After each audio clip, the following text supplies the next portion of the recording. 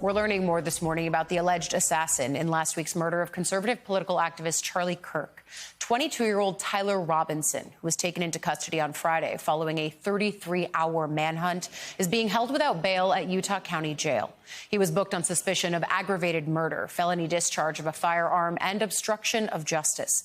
Utah prosecutors say they'll file formal charges tomorrow when the alleged shooter is set to have his first appearance in court. At this hour, key questions remain about the suspect's motive for the fatal shooting. Investigators are sorting through evidence, including bullet casings engraved with messages about fascism, video games, and internet memes. Utah Governor Spencer Cox told NBC News yesterday that the suspect is not cooperating with authorities, but his roommate, who Cox said was shocked by this shooting, has been helping investigators. The governor added that the suspect was in a romantic relationship with his roommate, who is transgender. A federal official telling NBC News there's not a solid understanding of whether there's any connection between that relationship and the shooting. The governor went on to say the suspect had a leftist ideology, although he was not registered to any political party. Cox also described him as a once very normal, very smart young man who appeared to have been radicalized in recent years. Friends that have confirmed that there was kind of that deep, dark internet, the Reddit culture, and these other dark places of the internet where this person was going deep. I believe that social media has played a direct role in every single assassination and assassination attempt that we have seen over the last 5-6 years. There is no question in my mind that cancer probably isn't a strong enough word. What we have done, especially to our kids, it took us a decade to realize how evil these algorithms are. Joining us now, MSNBC investigative correspondent Mark Santia. Mark, thanks for joining us to start the show. What's the latest that you're hearing at this hour about the investigation into the suspect's motive here?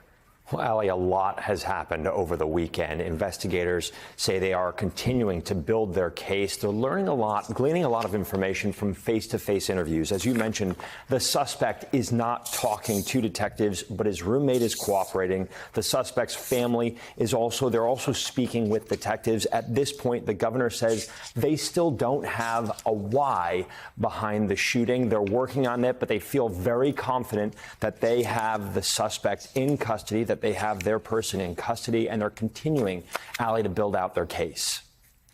As they continue to build that case out, we heard a lot from the Utah Governor Spencer Cox over the weekend. Did any details that he talked about stand out to you, whether it was talking about the relationship that this person might have had with their roommate, the role that may or may not, it sounds like, have played in this shooting? Any other details about what the governor has been saying? He's really become the spokesperson for what's going on the ground. You're right, Allie. He really has. He's talked a lot about sort of this investigation, the different facets and different levels of the investigation. Investigators are trying to access the suspect's cloud storage. They believe, again, and the governor said, they believe the suspect acted alone, but they want to see if there were red flags or if anyone may have known something. Digital records could also offer investigators that understanding of motive, what the governor said, the why behind this. Now, the weapon, he said, and other evidence, those are being analyzed right now in Quantico. So, again, the governor said they have a trove of evidence. They're going to spell that out tomorrow when formal charges are expected. It's expected to happen tomorrow afternoon, Allie, and it's going to be a virtual, the initial appearance will be a virtual court appearance. That's standard in Utah, but it's also when you see high-profile cases, high-profile suspects, they tend to be virtual. Again, that's for the safety of everyone involved. Keep that person in one place. Obviously, he's in custody right now, but they don't want to move a high-profile suspect around. So that'll be a virtual court appearance tomorrow afternoon. Is there anything else that we should be expecting tomorrow when we see the suspect make his first appearance in court? And layer on top of the fact that he's making that first appearance with the fact that the governor is saying he's not cooperating with law enforcement. Yeah, it should be a very quick, this is sort of procedural, right? So we'll learn for the first time what charges he will be facing. We're assuming he'll have representation. If not, a court-appointed attorney will be assigned at that time. So we're going to learn a lot tomorrow. We're also expecting a press conference tomorrow, either before or after this initial appearance. So we'll sort of be watching that very closely. But this will be the first time, Allie, that we'll see formal charges, and we're expecting to learn more in open court tomorrow afternoon. We'll definitely be watching that closely. MSNBC's Mark Santia, you've been tracking all of this for days since it happened. We thank you so much for coming on. Meanwhile, President Trump says he hopes the nation will heal following the fatal shooting of his close political ally, Charlie Kirk. But he also blamed what he called a radical left group of lunatics for standing in the way. In an interview with NBC News, the president added that this group doesn't play fair, and they never did. He also singled out Democratic megadonor George Soros, saying he should be put in jail. Trump has suggested that the donor may have violated RICO laws, but Soros' team says the accusations are false and outrageous. The president also announced that he will travel to Arizona in the coming days to attend a memorial service for Kirk. I want to bring you some other headlines here as we start the show. President Trump's 30-day takeover of Washington, D.C.'s police force has come to an end. But in a late-night social media post, the president hinted at possibly extending his control over the Capitol.